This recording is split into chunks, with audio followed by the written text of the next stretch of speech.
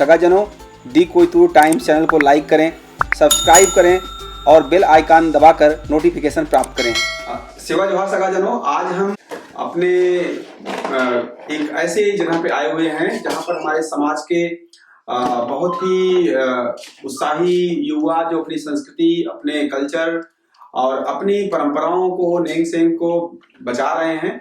और आज हम इस छापरी गांव में आए हुए हैं और यहाँ पर आप देख सकते हैं हमारे साथ इतने युवा हैं। और ये किसी भी संस्कृति के लिए एक बहुत ही बेहतरीन बात होती है जब युवा सामने आता है। तो आप देख सकते हैं इन युवाओं को जो आपके सामने है, अपनी संस्कृति, अपने धर्म, अपने कल्चर के लिए कितनी उत्साहित हैं। और आज हम एक चीज के लिए आए हैं, वह है कि जंगो लिंगो लाठी गोंगो जिसे आप समझते हैं, जिसके बारे में हमने पहले भी आपको बताया है। आज हम जो बात करेंगे उसी का एक स्वरूप है यहाँ पर, ढाल गोंगो।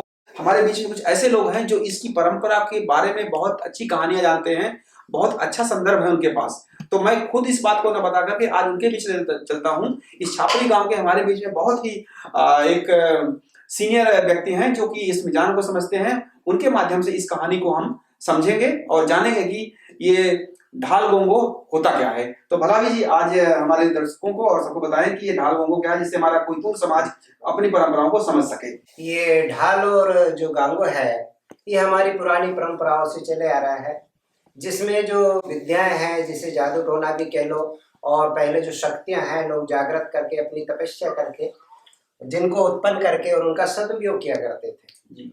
तो उस समय एक जो पूर्व किंवदंती है, जिसमें एक माता बहन की शादी, उनके ससुराल जब वो चली जाती है शादी होने के बाद में, तो कई दिनों तक वो अपने मायके नहीं आती है, लेकिन उनका एक बच्चा पैदा हो जाता है जिसको आज ढाल के रूप में माना जाता है।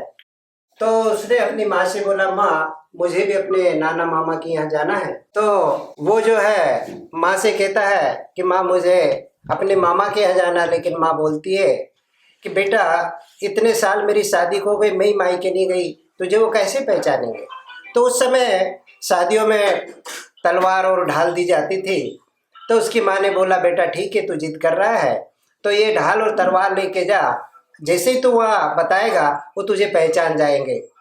तो बच्चा ढाल और तलवार लेके अपने मामा के यहाँ चल देता है। जब वहाँ पहुँचता है कई दिनों की पैदल यात्रा के बाद, तो रास्ते में गांव के बाहर पहले कुएं बावड़ी होते थे जहाँ पानी भरा जाता था। तो वहाँ उसके मामा की लड़की पानी भर रही थी और जाके वो पूछता है कुएं पर कि मेरे मामा का घर कहाँ है जी। तो उससे परिचय किया जाता है कि तू कहाँ का रहने वाला है, कैसे आया। तो वो लोग पहचान गए, कहने लगे कि वो जो बाई जा रही है उसके पीछे लग जाओ, तेरी मामा की ही लड़की है। वो उसके पीछे जाता है, उसके घर पहुँचता है तो उसका नाना बैठा रहता है। तो पूछता है, भाई कौन? अपनी पारसी में बोलता है, बोल वातिन रो। तो वो अपने भाषा में बोलता है ना, नियोल सन्नी मर्रे बातों ना है। सन्नी यानी दामाद होता है, मर्री यानी पुत्र होता है, कि बोले मैं आपके दामाद का पुत्र आया हूँ। तो वो कहता है, निया निशानी भरा है अनानिकुन बान पुंद का, तो मैं आपको कैसे पहचानूंगा, कोई निशानी बताइए। तो वो अपनी ढाल और तलवार दिखाता है। वो देखता है कि हाँ ये तो मैंने दहेज में दिया था, और पहचान जाता है। क्या बात है। और वो वहीं रहने लगता है, अपने नाना के यहाँ रहने लगता है।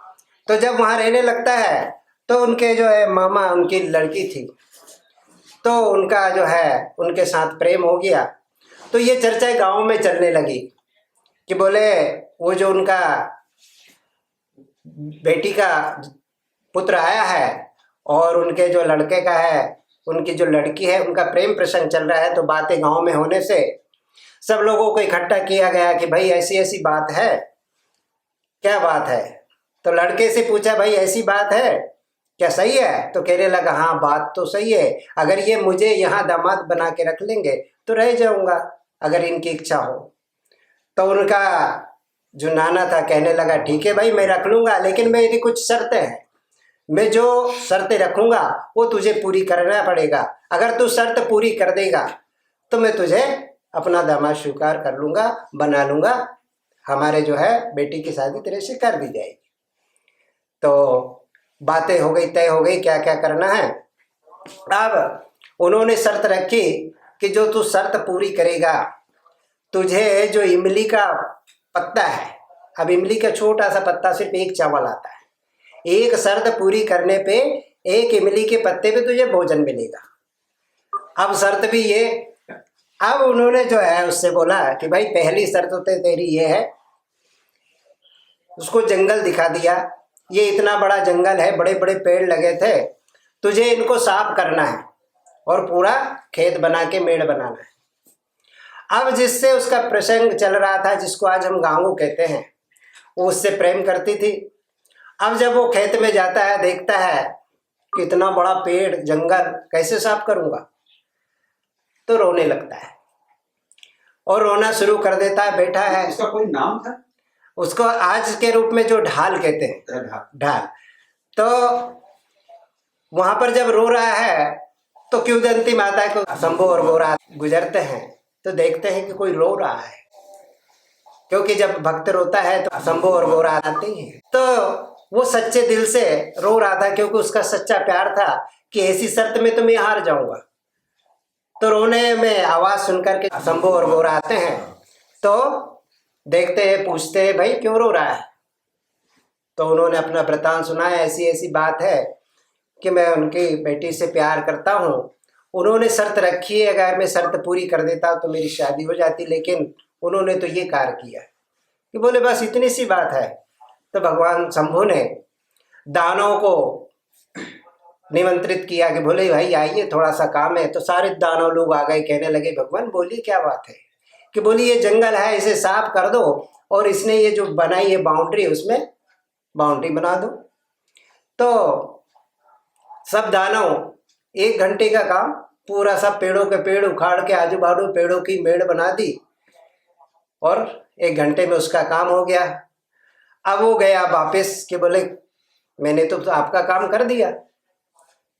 तो कहने लगे, अचंभित हो गए, इतना बड़ा काम कैसे करके आया, कि चलो भाई कर दिया, कोई बात नहीं, इसको अपना भोजन दे दो, एक इमली के पत्ते में एक चावल दे दिया कि ले भाई तेरा भोजन कर दे। लेकिन जिससे प्यार करता था उसको पता था, वो जहाँ सोता था वहाँ पे ऊपर उसने एक रुमाल में रोटी बांध के लटका दी कि जैसे ये सोएगा तो इसका ध्यान ऊपर जाएगा। वो लेटता है, देखता है कि हाँ रोटी बंदी है, निकाल के खा रहा है अपना आराम से, और उसकी शर्तें वो पूरी कर रहा है। अब दूसरे दिन शर्त आई कि भाई ठीक है, तूने खेत बना दिया, मेड़ बना दिया, अब ऐसा कर उसमें बखर निकल के आता, उसको बकर दे। अब गया जोतना, हल चलाना। तो अब ये गया तो देखता है कि अब क्या करूं, फिर उसका रोना शुरू। फिर शंभू बोले कि फिर ये आज फिर रोने लगा, क्या बात है। फिर आते हैं कि आज और क्या कहानी हो गई, कहने लगे मुझे इसे जोतना है। तो उन्होंने जो है, जिसको आज हम स्वर कहते हैं, उसको आदेश दिया भाई आओ, उसका हाँ, तो उसके बड़े बड़े दांत होते हैं। तो पूरा का पूरा झुंड आया और उसको पूरा खोद दिया, पूरा उसको जोत दिया। अब पूरा जब होने के बाद फिर आ गया घर, फिर कहने लगे भाई इसका भोजन फिर दे दो। फिर वो चावल के को दाना जो है इमली के पत्ते में दे देते हैं। अब तीसरी जो बात है कि बोले अब इसको तुझे बुआई करनी है। जो तिल है उसको 1 किलो तिल है, उसको पूरा तौल के दे देते हैं कि बोले ये 1 किलो तिल है, तुझे उसमें बो के आना है। अच्छा। लेकिन बोना तो है, बोने के बाद जितना 1 किलो है ना तो इससे घटना चाहिए ना बढ़ना चाहिए, वापस बीन के भी लाना है। अब जब उसको बेचते हैं तो फिर वही रोना शुरू। फिर भगवान आते हैं, कहते हैं बोल आज क्या बात है, कि बोले आज आखिरी जो मेरी परीक्षा है वो यह है, मुझे पूरा तिल बोना है और पूरा बीन के वापस भी ले जाना है। तो फिर भगवान शंभू आदेश करते हैं चींटियों को, और चींटियों का झुंड आता है, तो पूरा एक एक दाना बोने के बाद भी वो लेकर के अपने रुमाल में इकट्ठा कर देती है, और इस तरह से वो अपना शर्त जीत जाता है। शर्त जीतने के बाद तय के हिसाब से उसकी शादी होना था। लेकिन जो उनका लड़का था, जो उनका कह लो साला, वो राजी नहीं था कि इनकी शादी हो। मतलब जो हाँ, लड़की भाई था, लड़की का भाई, वो राजी नहीं था कि इनकी शादी हो। अब उसने देखा कि बोले ये जो है शर्त जीत गया, अब मेरी बहन की शादी इसके साथ हो जाएगी। तो उसने क्या किया कि आज शर्त पूरी है और इनका संबंध तय हो जाएगा। तो वो जो है पहले ही अपना धारदार हथियार लेकर के नहीं गांव के बाहर गया और उसको किसी बहाने बाहर ले गया। बाहर ले जा करके उसने उसकी हत्या कर दी, काट दिया। काट करके नहीं और लोहार बड़ाई से कह करके उसको एक बक्से में बंद करा दिया। बक्से में बंद करा कर एक नदी में फेंक करके दिया। अब जब काफी रात हो जाती है, शाम हो जाती है, जब वो देखती है जो सिख की प्रेमिका गांगूबाई कि आज तक आए नहीं, गए कहाँ। तो उसके भाई से पूछती है कि तेरा जीजा अभी तक नहीं आया। कब जीजा है, कहीं मिल गए होंगे, मजाक वाले कर रहा होगा, बैठा होगा, हथियारा होगा, आ जाएगा। जब काफी रात हो जाती, 9-10 बज गए, जब तक भी नहीं आता है तो वो अकेली चलती है। चलते चलते जो बाड़ी लोग जिन्होंने वो बनाया था उसको मार के डालने का, वही लोग उसको मिल गए। उनसे पूछती है ऐसी ऐसी बात है। तो वो उनको भाई करके बोली कि भैया किसी भी तरह हो सके आप जो है मुझे इसका पता बता दीजिए। तो अब जब बनाया था उन्होंने लकड़ी का, उसे पता था। तो वो जो है उसको जब वृतांत बताते ऐसी ऐसी बात है, तो क्या करती है, उस लकड़ी के अंदर जो लाश रखी हुई थी उसको लेकर के नहीं, वो कहती है कि अब मुझे भी मरना है, अब मुझे जिंदा नहीं रहना है, और जा करके साइड में बहा देते नदी में। तो क्या होता है, वो बहते बहते उसके ऊपर वो बेटी वो बहते हुए जाता है। तो हमारे इतिहास में गवाह है कि वहाँ पर जो 2 पैन होते हैं, सोमा और डोमा करके। अब सोमा और डोमा एक तट पे रहते थे। जो हमारे किंवदंती के हिसाब से पूर्वज आए थे जो पूरे सिद्ध थे और सारी व्यवस्था को जानने वाले थे और जिनके पास सारी विद्याएं थी, वो उस टापू पे रहते थे। और जब देखा कि ये बहते हुए क्या आ रहा है, तो सोमा कहने लगा भाई डोमा देख क्या आ रहा है। तो कहने लगा भाई अपने को क्या करना है, तो संसार है, यहाँ विचित्र तरह की घटनाएं होती रहती है, होने तो होगा कुछ। कि नहीं नहीं नहीं नहीं, देखते हैं क्या होता है। तो मानते नहीं है। उसको देखते देखे तो ये हाल है कि बोले ये कैसे हुआ, पूरी कहानी सुनाई गई। कि बोले मैं भी मरने वाली। तो उन्होंने सोचा कि हमारे पास ऐसी विद्या, हम इसे जीवित कर सकते हैं, और अगर जीवित नहीं करते तो ये मरेगी, तो वो भी हत्या लगेगी हमें, तो हमारा कर्म है इसको जीवित करना। तो उन्होंने उसे वहां पर जीवित किया, जिसको आज हम ढाल कहते हैं।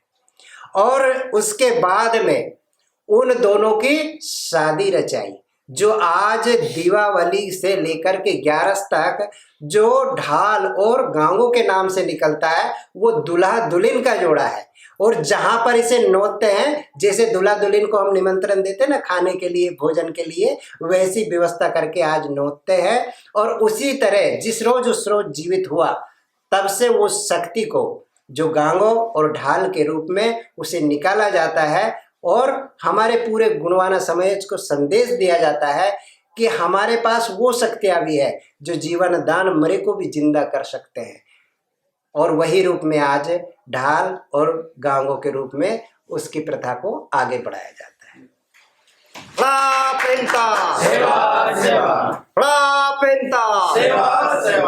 तो दोस्तों, अभी आपने देखा कि भलावी जी ने आपको एक बहुत ही पौराणिक कथा जो है सुनाई। और यह कथा ही नहीं है, ये हमारे समाज की जो महान विरासत है उसकी एक उदाहरण था ये। और जिस समाज में इतनी बेहतरीन मिजान हो, जिस समाज में इतना जिसका उज्जवल इतिहास हो, जिसकी इतनी सशक्त व्यवस्थाएं हों, आज वह समाज मुख्य धारा के से कहीं दूर दिख रहा है। उसके बारे में कोई बात नहीं करता है। उसकी संस्कृति, उसकी सभ्यता, उसके नेंग सेंग जो मिजान है, पाबुन पड्डुम है, उन पे बात नहीं होती है। लेकिन आशा करता हूं कि मैं आपको ऐसे ही बेहतरीन समाज के लोगों से मिलवाता रहूंगा, और ऐसे ही समाज के जो युवा कार्य कर रहे हैं, आप देख सकते हैं इन युवाओं के चेहरे पे जो अपनी संस्कृति, अपने सभ्यता के लिए जो प्यार है इनके प्रति। और हम चाहते हैं कि यह वीडियो आप देखें और आप अपनी संस्कृति के प्रति, समझें और जानने की कोशिश करें। जहां भी हो, जैसे भी हो, जो भी रूप में आपकी संस्कृति आपके सामने है, उसको हमें दुनिया के सामने लाना है। और यह एक कोयतूर टाइम्स का ये एक प्रयास है जिसके तहत हम अपने समाज के ऐसे हीरोज और हीरोइंस को बाहर ला रहे हैं जो अपने समाज के, अपने कल्चर को, अपनी विरासत को समझते हैं। तो आज इसके साथ अभी मैं आपको अगले पड़ाव पे ले चलूंगा। तब तक के लिए आपसे विदा लेता हूं। आपको बहुत बहुत धन्यवाद और सेवा जोहार। फड़ा पेनता सेवा सेवा, फड़ा पेनता सेवा सेवा, फड़ा पेनता सेवा सेवा। धन्यवाद।